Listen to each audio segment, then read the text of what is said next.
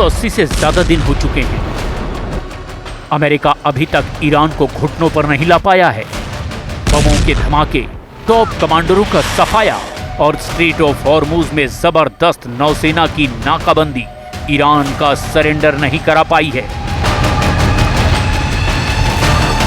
Trump ने अब अपना आखिरी दांव खेला है, जिसके तहत 24 अगस्त 2026 को दोपहर 2 बजे से ईरान के खिलाफ अमेरिका का इकोनॉमिक डी-डे या भयंकर आर्थिक प्रतिबंधों से जुड़ा आर्थिक युद्ध शुरू हो चुका है। पश्चिम एशिया में बीते 6 महीने से चल रही ये जंग अब एक ऐसे खतरनाक मोड़ पर पहुंच चुकी है जहां से पूरे विश्व का आर्थिक ढांचा ढह सकता है। अमेरिका में राष्ट्रपति डोनाल्ड ट्रंप प्रशासन ने ईरान की आर्थिक रीढ़ पूरी तरह से तोड़ने के लिए इकोनॉमिक डी-डे का ऐलान किया है। अमेरिकी वित्त मंत्री स्कॉट बेसेंट की ओर से घोषित की गई इन नई पाबंदियों का मकसद ईरान के उस वैश्विक नेटवर्क को ध्वस्त करना है जिसके जरिए तेहरान सालों से अमेरिकी प्रतिबंधों को चकमा देता आया है।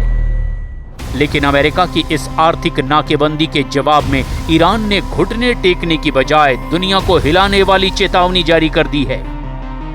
ईरान की सुप्रीम नेशनल सिक्योरिटी काउंसिल के प्रमुख मोहसिन रजाई ने साफ कहा, अगर अमेरिका ने आर्थिक युद्ध जारी रखा तो हमारा जवाब किसी भूकंप की तरह होगा और फारस की खाड़ी से तेल की एक बूंद भी बाहर नहीं जाने दी जाएगी। بحث محاصره دریایی خب محاصره دریایی که امروز نیست که الان چند ماه محاصره دریایی هستیم ولی ما نفتمون رو فروختیم. ما در همین 1 ماه 2 ماه گذشته 70 میلیون بشکه نفت در اون 2-3 روزی که توافقنامه اون هفته اول توافقنامه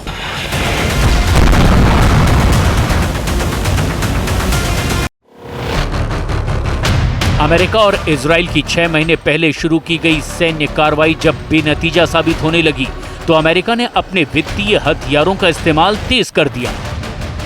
स्कॉट बेसेंट की प्रेस कॉन्फ्रेंस के मुताबिक नई पाबंदियां मुख्य रूप से 3 क्षेत्रों पर केंद्रित है। ईरान जिन डिजिटल संपत्तियों और क्रिप्टो करेंसी के माध्यम से अंतर्राष्ट्रीय लेन देन कर रहा था, उन पर कड़ी निगरानी। दुनिया भर में फैली वो मुखौटा कंपनियां जो ईरान को कलपुर्जे और वित्तीय सहायता मुहैया कराती हैं। ऐसे ईरानी सिस्टम से जुड़ी तकनीक और शेल कंपनियों पर भी पाबंदी लगाना। ईरान से तेल की खरीद फरोख्त या व्यापार जारी रखने वाले देशों और निजी जहाजी कंपनियों को चेतावनी दी गई कि वो अमेरिकी बैंकिंग सिस्टम से बेदखल कर दिए जाएंगे।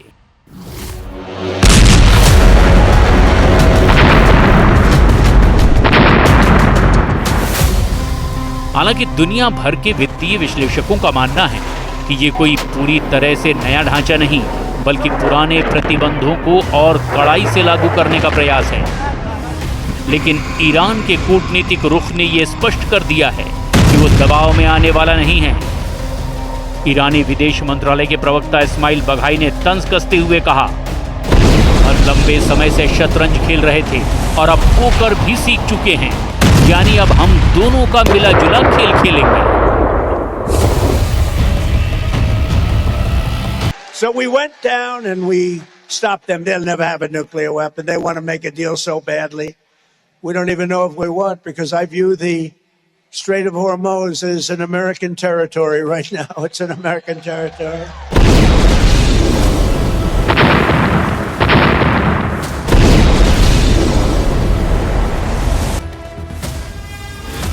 पलटवार को तैयार ईरान, परमाणु चाल शुरू। इस पूरे संकट में सबसे बड़ा और घातक मोड़ ईरान के परमाणु कार्यक्रम को लेकर आया है। अमेरिकी और इजरायली हमलों में ईरान के पूर्व सर्वोच्च नेता अयातुल्ला अली खामनेई की मौत के बाद तेहरान के भीतर परमाणु नीति में आमूलचूल बदलाव आया है। खामनेई धार्मिक फतवे के तहत परमाणु हथियार बनाने के सख्त खिलाफ थे, लेकिन अब ईरान की मजलिस यानी कि संसद की परमाणु अप्रसार संधि यानी एनटीपी से पूरी तरह बाहर निकलने पर तीखी बहस चल रही है। अंतर्राष्ट्रीय परमाणु ऊर्जा एजेंसी और खुफिया रिपोर्टों के मुताबिक ईरान के पास इस समय लगभग 500 किलोग्राम अत्यधिक संवर्धित यूरेनियम मौजूद है। ये मात्रा कई परमाणु बम तैयार करने के लिए पर्याप्त है। मोहसिन रजाई का बयान इस नए रुख की पुष्टि करता है। जब अमेरिका हमारे अस्तित्व के खिलाफ ऐसी चौतरफा जंग लड़ रहा है तो जनता पूछ रही है कि हम खुद को सुरक्षित रखने के लिए परमाणु हथियार क्यों ना बनाएं। داره از هر ابزاری استفاده میکنه برای مجازات ایرانیان صرفاً به یک دلیل، به دلیل پافشاریشون بر حاکمیت و استقلال ملی و سیادت و کرامت خودشون. در این زمینه حتما هشدارهای لازم داده میشه، به خاطر اینکه هر گونه همدستی با آمریکا در پیشبرد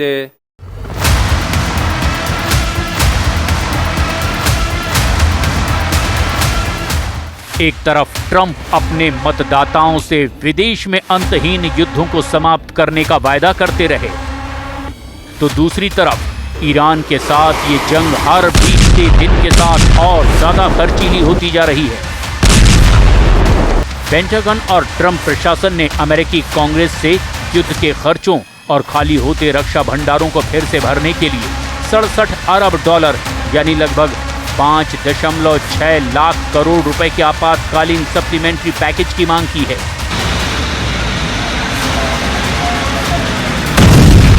अमेरिकी रक्षा मंत्री पीट हेग्सेथ के मुताबिक केवल सितंबर के अंत तक ही इस युद्ध की लागत 37.5 अरब डॉलर तक पहुंच जाएगी और इसमें ईरानी हमलों में क्षतिग्रस्त हुए अमेरिकी सैन्य ठिकानों की मरम्मत का खर्च शामिल नहीं है।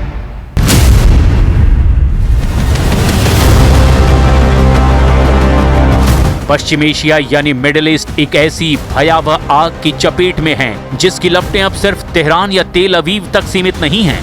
ईरान ने एक ऐसी धमकी दे दी है जिसने खाड़ी देशों की रातों की नींद हराम कर दी है। तेहरान का संदेश बिल्कुल साफ है, बेहद तीखा है कि अगर ईरान पर हमला हुआ, अगर उसकी तेल और परमाणु ठिकानों को निशाना बनाया गया तो पूरा अरब ही आग में भस्म कर देंगे। गल्फ कंट्रीज यानी सऊदी अरब, संयुक्त अरब अमीरात यानी यूएई, कतर और कुवैत, इन सभी देशों के ऊर्जा केंद्रों पर ईरान की मिसाइलों की सीधी नोक है। दुनिया के सबसे बड़े तेल और गैस ढांचों को तबाह करने की चेतावनी दी जा चुकी है। ईरान के विदेश मंत्री अब्बास अराक्ची ने ओमान, कतर, सऊदी अरब और तुर्की के जरिए अरब देशों को सीधे संदेश भेजा है कि यदि अमेरिका ने ईरान पर नया सैन्य हमला किया तो तेहरान पूरे अरब क्षेत्र की तेल रिफाइनरियों, पावर ग्रिडों और वाटर इंफ्रास्ट्रक्चर को निशाना बनाएगा। और ये केवल एक खोखली धमकी नहीं, बल्कि दुनिया की 20% ऊर्जा आपूर्ति की रीढ़ पर लटका हुआ वो चाकू है जो कटते ही वैश्विक अर्थव्यवस्था को पटरी से उतार सकता है। हालिया रिपोर्ट्स के मुताबिक ईरान ने ओमान और दूसरे मध्यस्थों के जरिए गल्फ देशों को सीधा और सख्त चेतावनी वाला लेटर भेजा है। इस चेतावनी का लब्बो-लुआब ये है कि अगर गल्फ देशों ने अपने एयर स्पेस या फिर अपनी जमीन का इस्तेमाल अमेरिका या इजराइल को ईरान पर हमला करने के लिए करने दिया तो तेहरान उन्हें अमेरिका का सहयोगी मानकर उनके रिफाइनरीज, गैस पाइपलाइनों और पोर्ट्स को फूंक डालेगा।